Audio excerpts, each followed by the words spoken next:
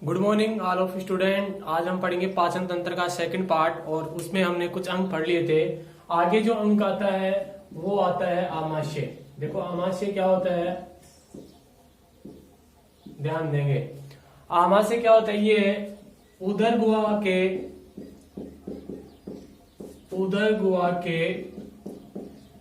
बाईं तरफ पाया जाता है। उदर गुहा के बाईं तरफ पाया जाता है। जो आमाशय होता है वो उदर गुहा के बाईं तरफ पाया जाता है। ये जो आहार नाल होती है, आहार नाल का सबसे चौड़ा भाग होता है। ये आहार नाल का सबसे चौड़ा भाग होता है। तो आहार नाल का सबसे चौड़ा भाग कौन सा होता है, आमाशय ही होता है। दूसरी बात करें, आमाशय की आकृति जे आकार की होती है। एबीसीडी जो अंग्रेजी वर्णमाला होती है उसका जे अक्षर होता है, उसकी आकृति का होता है आमाशय। आमाशय का जो आयतन होता है वो 1 लीटर से 3 लीटर तक होता है। आमाशय का जो आयतन होता है वो 1 लीटर से 3 लीटर तक होता है। आगे बात करें, आमाशय में जठर ग्रंथियां पाई जाती हैं। जठर ग्रंथियां पाई जाती हैं। देखो आमाशय के अंदर क्या पाई जाती है, जठर ग्रंथियां पाई जाती हैं और इन जठर ग्रंथियों से जठर रस स्त्रावित होता है। देखो आमाशय में जठर ग्रंथियां पाई जाती हैं और इन जठर ग्रंथियों से जठर रस स्त्रावित होता है। और जठर रस का मुख्य जो घटक होता है वो एसियल अम्ल होता है, हाइड्रोक्लोरिक अम्ल। एसिड को क्या बोलते हैं, हाइड्रोक्लोरिक अम्ल। आमाशय में जठर ग्रंथियां पाई जाती हैं जिससे जठर रस स्त्रावित होता है। जठर रस का जो मुख्य घटक होता है वो एसियल अम्ल होता है, हाइड्रोक्लोरिक अम्ल होता है। ये हाइड्रोक्लोरिक अम्ल क्या करता है, भोजन को अम्लीय बनाता है। कैसा बनाता है, भोजन को अम्लीय बनाता है, अम्लीय बनाता है।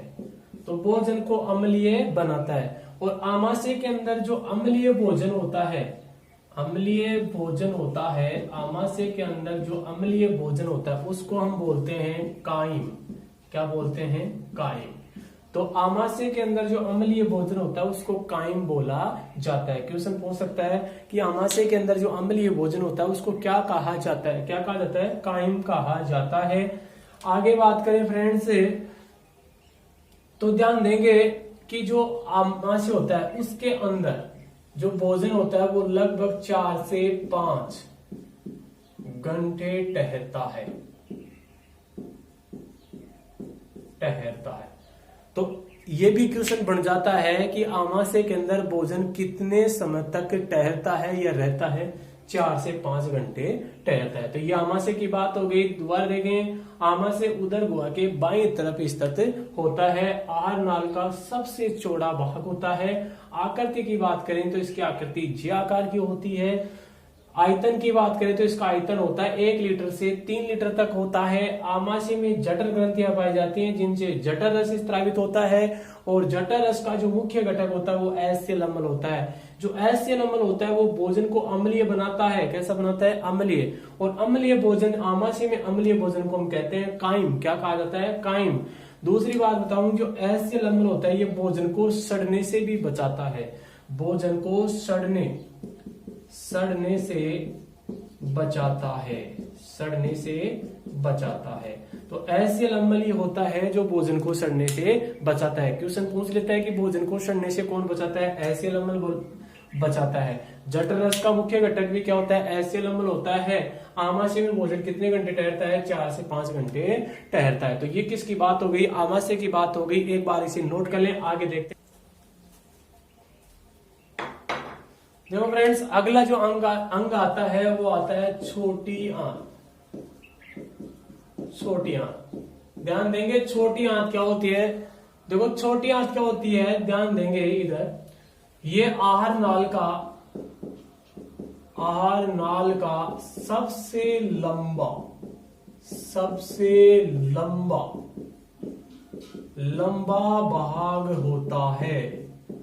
भाग होता है। तो आहार नाल का सबसे लंबा भाग कौन सा होता है, छोटी आंत होता है। कौन सा होता है, छोटी आंत। दूसरी बात इसकी करें तो जो पचित भोजन होता है, पचित भोजन का अवशोषण, पचित भोजन का अवशोषण कहां पर होता है? छोटी आंत में ही होता है। पचित भोजन का अवशोषण कहां होता है? छोटी आंत में ही होता है। दूसरी बात ये करें कि संपूर्ण भोजन पाचन, संपूर्ण भोजन का पाचन ये भी कहां होता है? छोटी आंत में ही होता है। तो ध्यान देंगे, आहार नाल का सबसे लंबा भाग होता है छोटी आंत, पचित भोजन का अवशोषण होता है छोटी आंत में, संपूर्ण भोजन का पाचन होता है छोटी आंत में। अगली बात करें तो इसकी जो लंबाई है वो लगभग 7 मीटर होती है। लंबाई कितनी होती है? लगभग 7 मीटर होती है। और चौड़ाई की बात करें तो इसकी चौड़ाई लगभग 2.5 सेंटीमीटर होती है। लगभग कितनी होती है? 2.5 सेंटीमीटर होती है।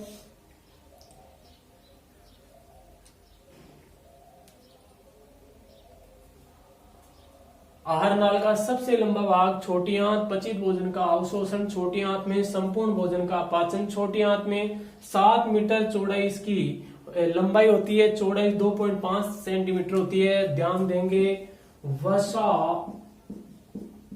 होती है इसका, वसा का संपूर्ण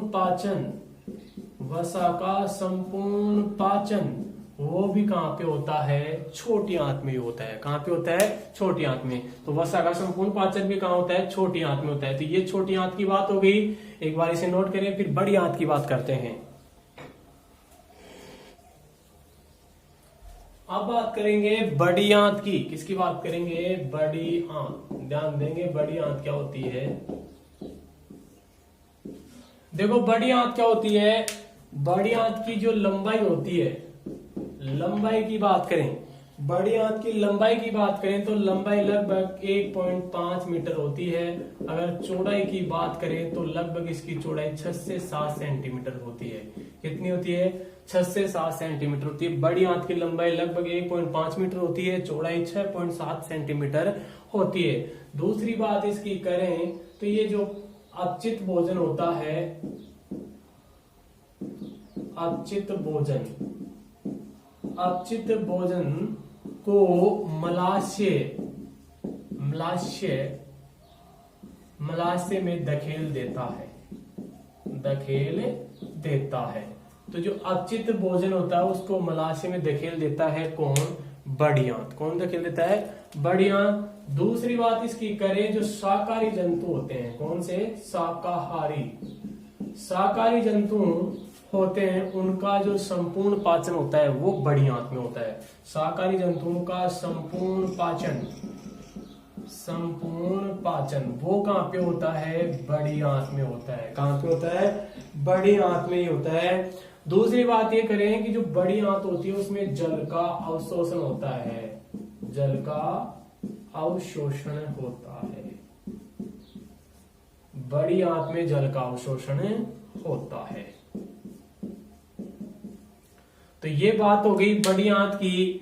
बड़ी आंत की लंबाई 1.5 मीटर होती है, चौड़ाई 6.7 सेंटीमीटर होती है। अपचित भोजन को ये मलाशय में धकेल देता है। शाकाहारी जंतुओं का संपूर्ण पाचन भी बड़ी आंत में होता है। जल का अवशोषण कहां होता है? बड़ी आंत में होता है। तो ये मानव पाचन तंत्र के अंग कंप्लीट हो गए हैं। बाकी अब इसकी बचती हैं ग्रंथियां, जो अभी देखते हैं। एक बार आप इसे नोट करें। फ्रेंड्स, पाचन तंत्र की ग्रंथियां, देखो पाचन तंत्र की ग्रंथियां मैंने बता दी थी, 3 ग्रंथियां होती हैं। पहली ग्रंथि की बात करेंगे यकृत ग्रंथि। किसकी बात करेंगे? यकृत ग्रंथि, जो सबसे बड़ी ग्रंथि भी मानी जाती है, मानव शरीर की सबसे बड़ी ग्रंथि भी मानी जाती है इसे यकृत ग्रंथि। देखो, यकृत ग्रंथि क्या होती है? ये एक बहिस्रावी ग्रंथि होती है। कौन सी ग्रंथि होती है? बहिस्रावी ग्रंथि होती है। ये एक बहिस्रावी ग्रंथि होती है। कैसी ग्रंथि होती है? बहिस्रावी ग्रंथि होती है। दूसरी बात करें तो इसका जो वजन होता है लगभग 1.5 से 2 केजी होता है। यकृत ग्रंथि का वजन की बात करें तो लगभग 1.5 से 2 केजी होता है। कितना होता है? 2 केजी होता है। एक बहिस्रावी ग्रंथि होती है। तीसरी बात अगर इसकी करते हैं तो यह आती है कि उपापचय क्रियाओं की दृष्टि से, किनकी दृष्टि से, उपापचयी क्रियाओं की दृष्टि से उपापचयी क्रियाओं की दृष्टि से यकृत ग्रंथि को शरीर का सबसे व्यस्त अंग माना गया है। शरीर का सबसे व्यस्त अंग, शरीर का सबसे व्यस्त अंग किसे माना गया है, यकृत को माना गया है। किसे माना गया है, यकृत को। उपापचय क्रियाओं की दृष्टि से शरीर का सबसे व्यस्त अंग किसे माना गया है, यकृत को माना गया है। तो देखो, यकृत ग्रंथि एक बहिस्रावी ग्रंथि होती है जिसका वजन लगभग 1.5 केजी से 2 केजी होते हैं। उपापचय क्रियाओं की दृष्टि से शरीर का सबसे व्यस्त अंग भी कौन किसे माना गया है, यकृत को माना गया है। दूसरी बात करें तो जो यकृत होता है इसके द्वारा एक रस स्त्रावित होता है, उसको बोलते हैं पित्त रस। कौन सा होता है, पित्त रस। यकृत ग्रंथि के द्वारा पित्त रस स्त्रावित होता है और ये पित्त रस पित्ताशय में संग्रहित होता है। किसमें, पित्ताशय में संग्रहित रहता है। यकृत ग्रंथि के द्वारा स्त्रावित रस का नाम क्या होता है, पित्त रस। कहां पे संग्रहित होता है, ये पित्ताशय में संग्रहित रहता है। कहां पे, पित्ताशय में। अब ये पित्त रस होता है वो हल्का गुलाबी रंग का होता है, हल्के गुलाबी रंग का होता है और क्षारीय होता है। कैसा होता है ये, क्षारीय होता है। कैसा होता है, क्षारीय होता है। और लगभग इसकी जो पीएच होती है वो लगभग 7.7 होती है। ध्यान देंगे, यकृत ग्रंथि के द्वारा पित्त रस स्त्रावित होता है जो पित्ताशय में संग्रहित होता है। जो पित्त रस होता है वो हल्के गुलाबी रंग का होता है। कैसा होता है, हल्के गुलाबी रंग का होता है, क्षारीय होता है, पीएच लगभग 7.7 होती है। दूसरी बात करें, इस पित्त रस की बात करें, किसकी बात करें, पित्त रस की बात करें तो पित्त रस में एंजाइम नहीं पाए जाते हैं। एंजाइम नहीं पाए जाते हैं, एंजाइम नहीं पाए जाते हैं, एंजाइम नहीं पाए जाते हैं। आप देखो भाई, पित्त रस में एंजाइम नहीं पाए जाते हैं इसलिए इसे आभासी रस भी कहा जाता है। क्या कहा जाता है, आभासी रस। आभासी रस कहा जाता है, आभासी रस कहा जाता है। ध्यान देंगे भाई, पित्त रस में एंजाइम नहीं पाए जाते हैं इसलिए इसे आभासी रस भी कहा जाता है। क्या कहा जाता है, आभासी रस। किस रस को आभासी रस कहा जाता है, पित्त रस को कहा जाता है। एक बात और याद रखेंगे, जो पित्त रस होता है ये वसा का, किसका, वसा का पायसीकरण करता है, पायसीकरण करता है। वसा का पायसीकरण कौन सा रस करता है, पित्त रस करता है। तो पित्त रस वसा का पायसीकरण करता है। पायसीकरण का मतलब इसे छोटी छोटी गोलियों में तोड़ देता है। तो ये यकृत ग्रंथि की बात हो गई। यकृत ग्रंथि, सबसे पहला क्वेश्चन ये पूछता है कि यकृत ग्रंथि किस प्रकार की ग्रंथि है, एक बहिस्रावी ग्रंथि है। किस प्रकार की ग्रंथि है, बहिस्रावी ग्रंथि है। यकृत ग्रंथि का वजन कितना होता है, 1.5 से 2 केजी होता है। तीसरी बात, उपापचय क्रियाओं की दृष्टि से शरीर का सबसे व्यस्त अंग कौन सा होता है, यकृत होता है। चौथा क्वेश्चन ये आता है कि यकृत ग्रंथि के द्वारा कौन सा रस स्त्रावित होता है, पित्त रस। कौन सा, पित्त रस। अगला क्वेश्चन ये आता है कि पित्त रस कहां पे संग्रहित होता है, पित्ताशय में। कहां पे, पित्ताशय में। अगला क्वेश्चन ये आता है कि पित्त रस किसका पायसीकरण करता है, वसा का। यह क्वेश्चन इस प्रकार से पूछ सकता है कि वसा का पायसीकरण कौन करता है, कौन करता है वसा का पायसीकरण, पित्त रस करता है। अगला क्वेश्चन ये आ जाता है कि पित्त रस में एंजाइम नहीं पाए जाते हैं। पित्त रस में क्या नहीं पाए जाते हैं, एंजाइम नहीं पाए जाते हैं, इसलिए इसे आभासी रस भी कहा जाता है। क्या कहा जाता है, आभासी रस। तो ये यकृत ग्रंथि की बात हो गई। अगली ग्रंथि की बात करते हैं, इसलिए एक बार आप इसे, आप दूसरी ग्रंथि की बात करते हैं, अग्नाशय ग्रंथि। अग्नाशय ग्रंथि, ध्यान देंगे अग्नाशय ग्रंथि क्या होती है। देखो, अग्नाशय ग्रंथि होती है वो एक प्रकार की मिश्रित ग्रंथि होती है। किस प्रकार की ग्रंथि होती है, मिश्रित ग्रंथि होती है, मिश्रित ग्रंथि होती है। अग्नाशय ग्रंथि एक मिश्रित ग्रंथि होती है। मिश्रित का मतलब ये बहिस्रावी भी होती है और अंतःस्रावी, दोनों प्रकार की ग्रंथि होती है। तो मिश्रित ग्रंथि होती है। कौन सी ग्रंथि मिश्रित ग्रंथि होती है, अग्नाशय ग्रंथि होती है। अगला क्वेश्चन ये बनता है कि अग्नाशय ग्रंथि के द्वारा 2 प्रकार के हार्मोन स्त्रावित होते हैं। एक तो होता है इंसुलिन, इंसुलिन वह ग्लूकेगोन,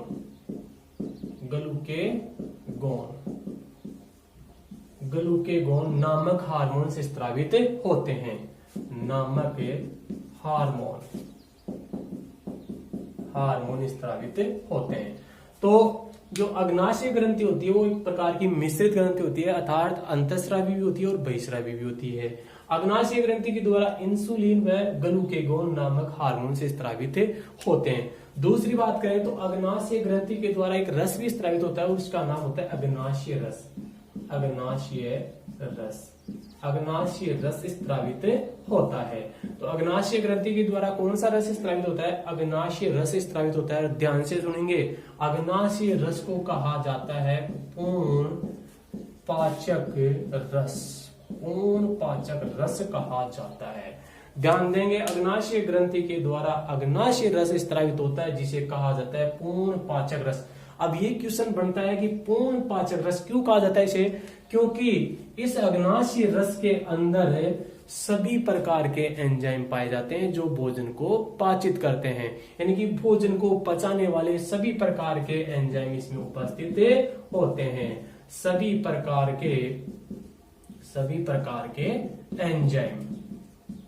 प्रकार के एंजाइम उपस्थित होते हैं जो भोजन को पचित करते हैं। तो अग्नाशय रस को पूर्ण पाचक रस क्यों कहा जाता है? क्योंकि इसमें भोजन को पचाने वाले सभी एंजाइम पाए जाते हैं। जैसे बात करें ट्रिप्सिन की, किसकी बात करें? ट्रिप्सिन की। ट्रिप्सिन एंजाइम होता है वो प्रोटीन का पाचन करता है। किसका पाचन करता है? प्रोटीन का पाचन करता है। लाइपेज की बात करें, लाइपेज एक एंजाइम होता है जो वसा का पाचन करता है। किसका पाचन करता है? वसा का। इसी प्रकार यदि बात करें माल्टोज की, किसकी बात करें? माल्टोज की, तो ये कार्बोहाइड्रेट का पाचन करता है। तो इस प्रकार ये सभी प्रकार के एंजाइम इसमें पाए जाते हैं। अग्नाशय रस पूर्ण पाचक रस कहलाता है क्योंकि इसमें सभी प्रकार के एंजाइम पाए जाते हैं। तो ये अग्नाशय ग्रंथि की बात होगी। मिश्रित ग्रंथि होती है जो यानी कि अंतःस्रावी भी होती है और बहिःस्रावी भी होती है। इंसुलिन व ग्लूकेगॉन नामक दोनों हार्मोन्स इसमें पाए जाते हैं। हार्मोन हुए रस की बात करें तो अग्नाशय रस इससे स्रावित होता है जिसे पूर्ण पाचक रस कहते हैं क्योंकि इसमें सभी प्रकार के एंजाइम पाए जाते हैं जो भोजन को पचाते हैं। जैसे लाइपेज हुआ वसा का पाचन करता है, ट्रिप्सिन हुआ जो प्रोटीन का पाचन करता है, माल्टोज हुआ जो कार्बोहाइड्रेट का पाचन करता है। तो ये अग्नाशय ग्रंथि कंप्लीट हुई। आप इसे एक बार नोट कर लें। इसके आगे ग्रंथि आती है लाल ग्रंथि। इसके बाद जो तीसरी ग्रंथि होती है वो होती है लाल ग्रंथि। कौन सी आती है? लाल ग्रंथि। देखो जो लाल ग्रंथि होती है इसका दूसरा नाम भी होता है लाला ग्रंथि। क्या कहा जाता है इसे? लाला ग्रंथि भी कहा जाता है। ध्यान देंगे, कौन सी ग्रंथि को लाला ग्रंथि कहा जाता है? लाल ग्रंथि को कहा जाता है। अगली बात करें, जो लाल ग्रंथि होता है इसके द्वारा एक सीर्म तरल पदार्थ स्रावित होता है। एक सीर्म तरल स्रावित होता है। तो लाल ग्रंथि के द्वारा एक सीर्म तरल स्रावित होता है। ये तरल क्या करता है? ये तरल भोजन के साथ मिलकर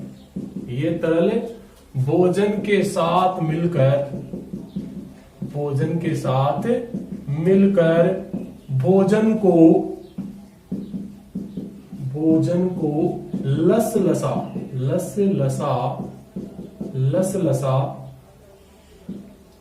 लसलसा व चिकना बनाता है। ध्यान देंगे, लाल ग्रंथि होती है जो इसको कहते हैं लाला ग्रंथि। इसके द्वारा एक सीर्म तरल स्रावित होता है। ये तरल क्या करता है? भोजन के साथ मिलता है और भोजन को क्या बना देता है? लसलसा व चिकना बना देता है जिससे भोजन को निगलना आसान हो जाता है। तो भोजन को निगलना आसान किस प्रकार से हो जाता है? क्योंकि लाल ग्रंथि के द्वारा एक सीर्म तरल स्रावित होता है जो भोजन के साथ मिल जाता है और भोजन को लसलसा व चिकना बना देता है जिससे भोजन निगलना आसान हो जाता है। अगली बात करें तो जो ये लाल ग्रंथि होती है इसके द्वारा एक एंजाइम स्रावित होता है। उस एंजाइम का नाम होता है टाइलिन एंजाइम। क्वेश्चन बन गया ये कि लाल ग्रंथि के द्वारा कौन सा एंजाइम स्रावित होता है? लाल ग्रंथि के द्वारा कौन सा एंजाइम स्रावित होता है? टाइलिन एंजाइम स्रावित होता है। अब इसका कार्य भी पूछ ले एक भाई, ये टाइलिन एंजाइम क्या काम करता है? तो टाइलिन एंजाइम क्या करता है? जो पॉलीसेकेराइड होते हैं, क्या होते हैं? पॉलीसेकेराइड। जो पॉलीसेकेराइड कौन से होते हैं? जैसे स्टार्च हुआ, कार्बोहाइड्रेट हुआ, कार्बोहाइड्रेट व इन सभी को क्या करता है, छोटे छोटे टुकड़ों में तोड़ देता है, छोटे छोटे टुकड़ों में तोड़ देता है। ध्यान से सुनेंगे, जो लाल ग्रंथि होता है इसके द्वारा टाइलिन एंजाइम स्रावित होता है। ये टाइलिन एंजाइम क्या करता है, जो पॉलीसेकेराइड होते हैं, बड़े पॉलीसेकेराइड होते हैं, उसको छोटे पॉलीसेकेराइड में बदल देता है। पॉलीसेकेराइड का मतलब जैसे स्टार्च हुआ, कार्बोहाइड्रेट हुआ, इनके जो बड़े बड़े टुकड़े होते हैं उनके छोटे छोटे टुकड़ों में बदल देता है, जिससे भोजन को निगलना आसान हो जाता है। तो ये लाल ग्रंथि की बात हो गई। दोबारा से देख लो, लाल ग्रंथि को लाला ग्रंथि कहा जाता है। इसके द्वारा शीर्म तरल स्रावित होता है। ये तरल भोजन के साथ मिल जाता है और भोजन को लसलसा बना देता है और चिकना बना देता है, जिससे भोजन को निगलना आसान हो जाता है। लाल ग्रंथि या लाला ग्रंथि के द्वारा टाइलिन एंजाइम स्रावित होता है। ये एंजाइम क्या काम करता है, जो बड़े बड़े पॉलीसेकेराइड होते हैं उसे छोटे छोटे पॉलीसेकेराइड में बदल देता है। तो आशा करता हूं कि आप हमारा जो पाचन तंत्र, मानव पाचन तंत्र का जो टॉपिक था वो कंप्लीट हो गया और आप लोगों को समझ में आया होगा। अगला जो टॉपिक होगा वो अगला पार्ट में आपको मिलेगा। तब तक के लिए आपको धन्यवाद।